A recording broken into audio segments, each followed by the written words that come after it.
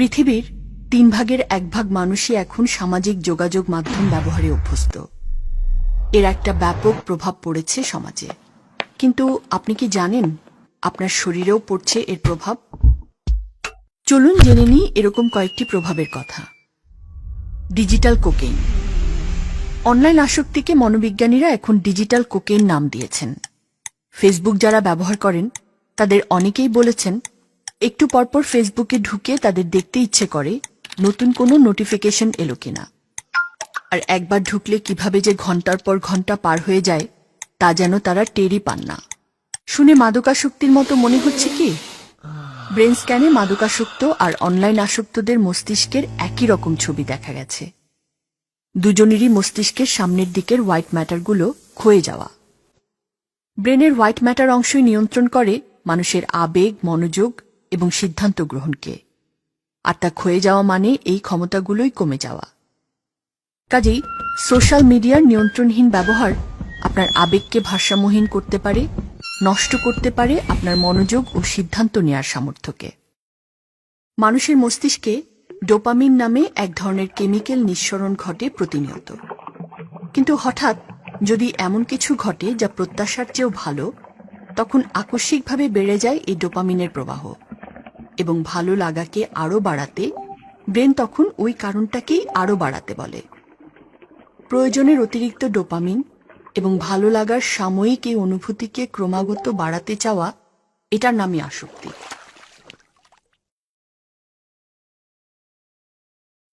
মনোযোগের ক্ষমতা নষ্ট।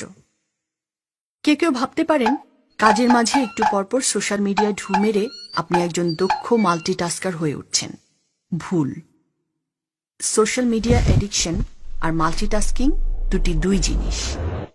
গবেষণায় দেখা গেছে খুব বেশি সোশ্যাল মিডিয়া ব্যবহার করে যে মানুষেরা একাধিক কাজের দক্ষতা তাদের অন্যদের চেয়ে কম, বরং তাদের মনোযোগ এত বেশি বিক্ষিপ্ত যে এর ফলে তাদের স্মৃতিশক্তিও লোপ পাচ্ছে অন্যদের চেয়ে দ্রুত।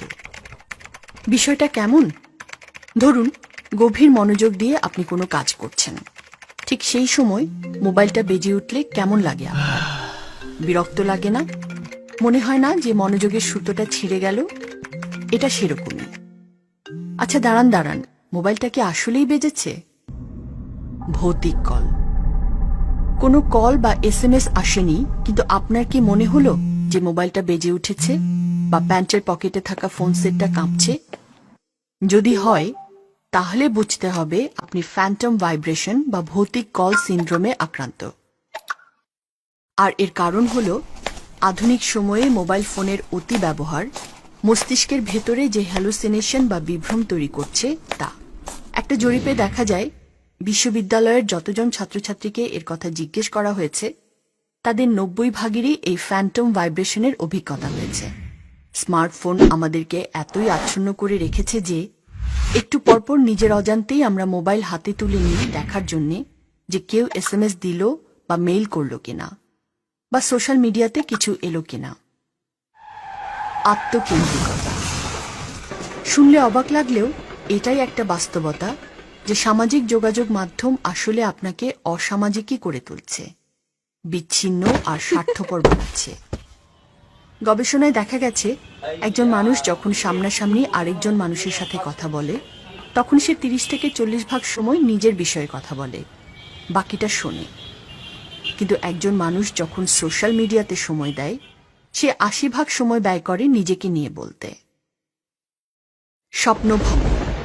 আমরা প্রায়ই সোশ্যাল মিডিয়াতে পরিচয়, তারপর তা থেকে প্রেম বা পরিণয়ের কথা শুনি, কিন্তু এদের একটা বড় অংশই পরে আর সম্পর্কটা টিকিয়ে রাখতে পারে না স্বপ্নভঙ্গের কারণে। কারণ ভার্চুয়াল জগতের মানুষ আর রক্তমাংসের মানুষ বেশিরভাগ সময়ই এক হয় না। অনলাইনে যে তরুণকে অসাধারণ প্রেমিক পুরুষ মনে হয়েছিল, বাস্তবে তাকে বদমেজাজি খুনসুটের সঙ্গী হিসেবে আবিষ্কার করা খুব বিচিত্র কিছু নয়।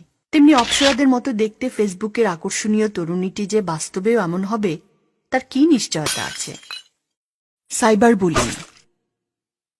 অনলাইনে ঢুকে গালিগালাজ, অশ্লীল ভাষা বা আক্রমণাত্মক মন্তব্য ও হুমকি পেয়েছেন এমন অভিজ্ঞতা অনেকেরই হয়েছে।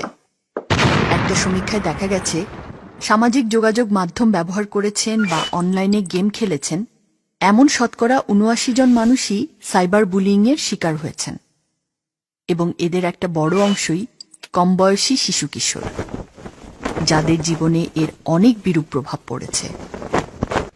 যৌন হয়রানি, অর্থনাশ, সম্মানহানি, এমনকি আত্মহত্যায় বাধ্য হওয়ার মতো ঘটনাও ঘটছে কারো কারো ক্ষেত্রে। অতএব তথাকথিত সামাজিক যোগাযোগ মাধ্যমের ব্যবহারকে নিয়ন্ত্রণ করুন। ঠুনকো এই যোগাযোগের চেয়ে আপনার দেহের সুস্থতা, মনের সুস্থিরতা অনেক বেশি দামি।